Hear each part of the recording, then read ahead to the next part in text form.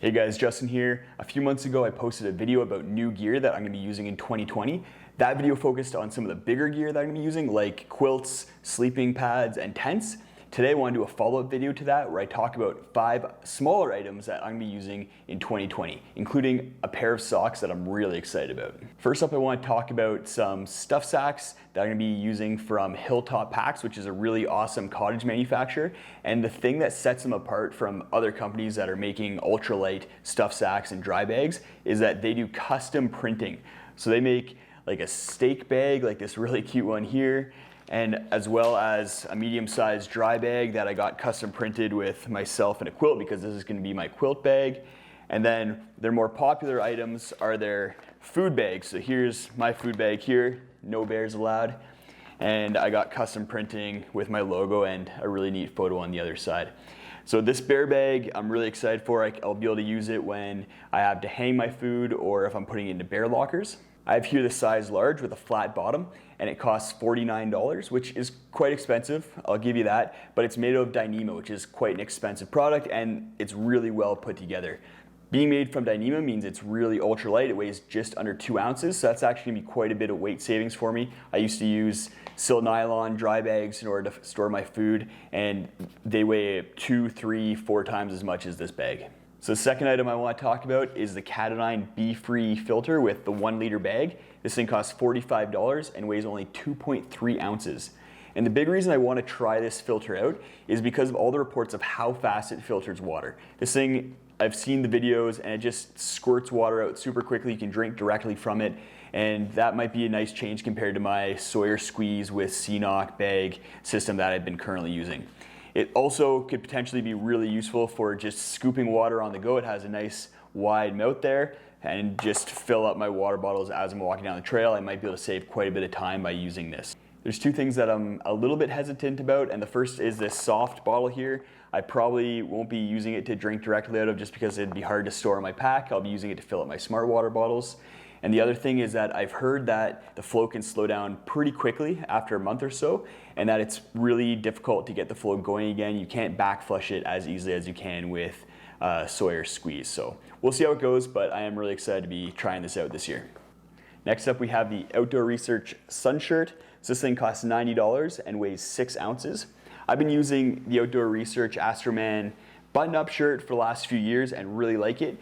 What the Sunshirt does is it adds a hood to give you neck and ear coverage, as well as a zipper in the front to dump heat if you need to, and a chest pocket zipper as well. So features that I'm actually really excited about, and it builds off of what I really like about this shirt and the Astroman shirts in general, and that's the material. They're made out of a nylon spandex blend, and I find they dry really quickly, breathe pretty well, and don't hold on to stink quite as much as polyester shirts. So really excited to add this to my wardrobe for 2020, and I also really like the color. The fourth item is related to a product you're probably familiar with, and that's the Nightcore NU25 headlamp. It's a great headlamp. I've done a review on it. I'll post a link up in the corner there. But what I recently did was upgraded the head strap to a shot cord head strap. So before it has this really thick head strap that weighs quite a bit, and I just wanted to drop some weight, and it's actually really comfortable to use the shot cord head strap. You might think that the knots here on the side would dig into your head, but they don't, and all in all, it's a really comfortable head strap and shaved quite a bit of weight. I picked the strap up from Lightsmith for $9, weighs 0.17 ounces. You can make your own if you wanted to, but I just was ordering some other stuff for them and decided to add this into the order. It isn't for everybody, and it's definitely just kind of a nice little neat luxury to cut weight, but really, if you are ordering something from Lightsmith, then might as well throw this in for $9 if you already have a Nightcore NU25. Otherwise, if you're feeling crafty, head out to the store, grab some shot cord, and you could probably throw this together for a couple bucks in 30 minutes.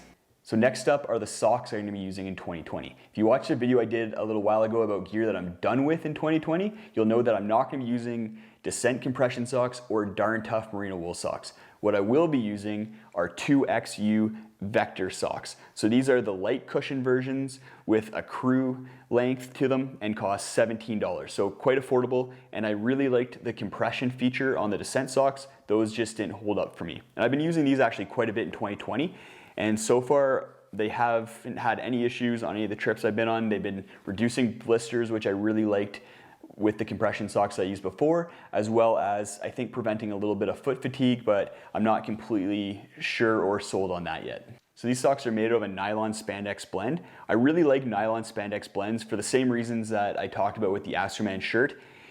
It dries really quickly, doesn't stink very much. Another feature that it has that I didn't mention with the shirt is that it's also quite durable. I don't like merino wool socks because the merino wool really soaks up a lot of moisture and it also stretches and doesn't reform very well. What I don't like about polyester socks, even though they have a lot of very similar features to nylon socks, is that they start stinking really quickly, and I just can't handle that. If I'm wearing a pair of socks for multiple days, I don't want it to be getting really stinky over the course of the trip.